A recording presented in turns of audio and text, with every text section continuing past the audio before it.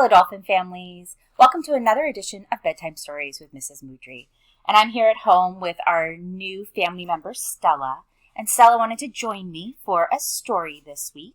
And this story is actually a book that I had purchased for one of my own children. Her name is Madeline, but she goes by the name Addie. And I found it at Target, and it is called Addie Ant Goes on an Adventure. And when I looked at it, it had a whole bunch of ideas related to perseverance, which is our character trait this month. And in this story, it's about a little ant named Addie who leaves her anthill to go out and explore the big world. And along the way, she meets some friends, she learns some exciting things, and when things get tricky, she shows courage, kindness, and perseverance. And her adventure reminds us that trying new things can both be brave and fun. Let's take a look. Addie Ant Goes on an Adventure. Addie Ant Goes on an Adventure, written by Maren Morris and Karina Argo.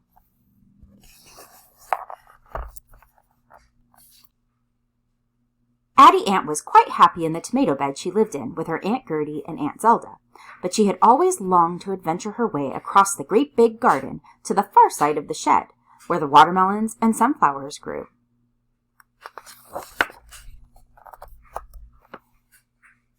Addie had butterflies in her stomach because she had never left the tomato bed before. But after reading her sun-dried tomato sundial and consulting her acorn compass, she knew she had the entire day to explore the uncharted world beyond the shed.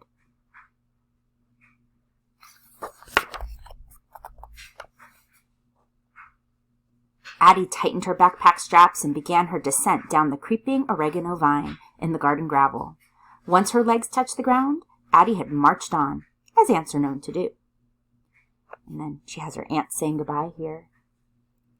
She vaguely remembered from geography class that the peas and beans bed neighbored the tomato bed, but beyond that, she had no clue.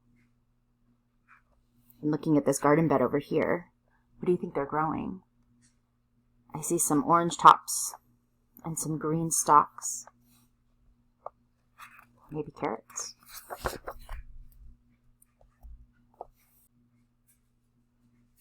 As she came upon the sugar snap peas, Addie looked up to discover a familiar face. It was Louis Ladybug. "Hello, Addie, darling. What are you off to, dressed like such a little garden trotter?" "Hi, Louis. I'm trying to make my way to the watermelon and sunflower bed, but I'm not sure if I'm going in the right direction." Louis gasped with delight. "Oh, you couldn't have picked a more perfect day. I rang our friend, Beatrix Butterfly, just this morning, and she told me the watermelons are bursting off the vine, the zinnias are buzzing with bees, and the sunflowers are practically skimming the sky." If the sunflowers are skimming the sky, I wonder what that means. Maybe it means if they're up touching the sky, they're probably pretty tall. Addie loved when Louis got carried away with their floral descriptions, but it made her even more antsy to journey on to the next bed. "How exciting! I do need to be on my way, though, Louis," Addie said as she looked up at the sun, realizing it was already midday. "Ah, yes, right," Louis said, remembering the initial point. "Head just past the cucumber bed, and when you reach the big shed, hang a right and a quick left, and you'll be there." "Now," Louis said with a serious tone, "it's important to remember to watch out for Gardener Gemma's hen, Harriet Chicken. She's nice enough, but every so often she's been known to mistake a critter like you for a kernel of corn." Addie's eyes grew wide, and for a moment she considered heading back to the tomato bed. But Louis interrupted her worry. "Oh, dear, I can see your fret through these fabulous frames. Everyone feels nervous sometimes, but as long as you're trying something new and not afraid to ask a friend for help, you're heading in the right direction." Addie thanked Louis and marched on. Addie finally reached the tall gray shed, took a deep breath, and turned the corner.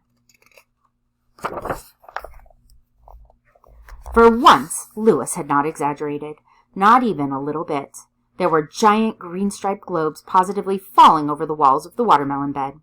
Millions of flowers were abloom, and in the middle of it all, there was Beatrix Butterfly, spreading her gorgeous, velvety wings.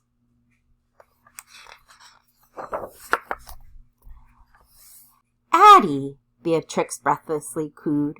I wondered when you'd tire of those savory tomatoes and come visit us over here in the land of the sweet treats. Come on up. Addie practically flew up the prickly melon vine, and once she reached the top, she couldn't believe her eyes.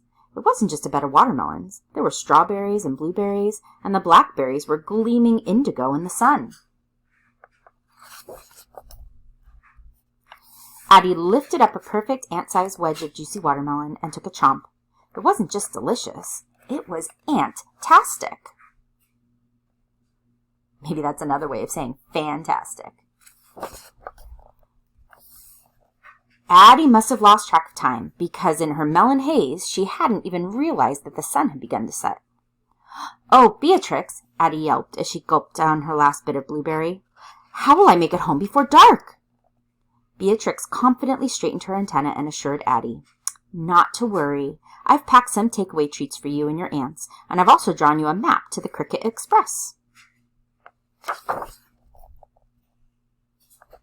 Here it says, Gemma's Garden, the Blueberry Note Jazz Club, the Creek Theater, the Critter Clinic, the Mulch, Kale University, Via Carota. Oh, wait, that may be where the carrots were. Cricket Express, City Crawl, Buttercup Greengrocers, the Lounge, and then Beatrix Salon and Spa. Thank you so much for all your help and the yummy treats as well, Beatrix. I promise I'll visit again soon, Addie said as she rolled up the map and quickly trotted towards the cucumber bed. Addie had heard her aunts mention the Cricket Express, but she had no earthwormly idea how it worked. She checked Beatrix's map, and sure enough, right where the X marked the spot, she looked ahead and saw the twinkling lights of what looked like a bustling terminal. I also see some music notes here.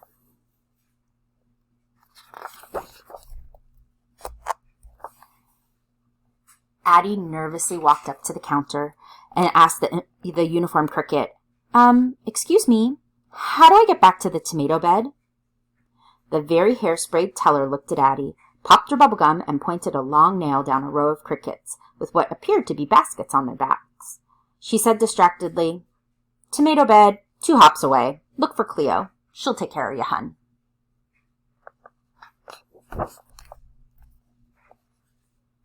Cleo? I know Cleo Cricket, Addie exhaled with relief. Cleo Cricket had come to the tomato bed once a week to practice her chirping skills, and Addie always loved Cleo's unique tone that no one else had in all the garden. Hello, Addie, Cleo exclaimed. Did you know that I work part-time as a cricket carriage? She asked when she saw the little ant's surprised expression. What's a cricket carriage? Addie asked. You're looking at her. Hop on. Addie climbed into Cleo's carriage, fastened her seatbelt, and suddenly they were flying through the air. In just 2 long leaps, Cleo landed back at the tomato bed. Addie could smell the familiar scent of basil, marigold, and her favorite romas.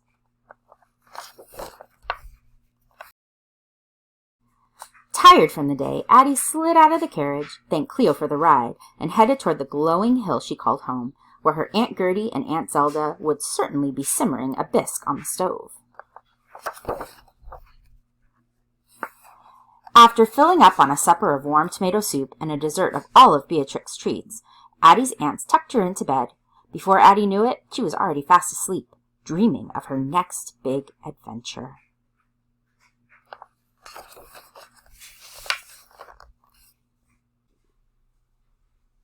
And that, Dolphin Families, is Addie Ant Goes on an Adventure. And one of the reasons that I love this book is that it talks about perseverance, like staying determined. So even when there were parts of her adventure that felt scary or hard, Addie kept on going. And she was brave and reminded us that being persistent can lead to exciting discoveries and growths. She also worked on overcoming obstacles in this story. When she came across things on her path like steep paths or tricky situations, she didn't give up. She kept finding a way to move forward. So that was Addie Ant Goes on an Adventure.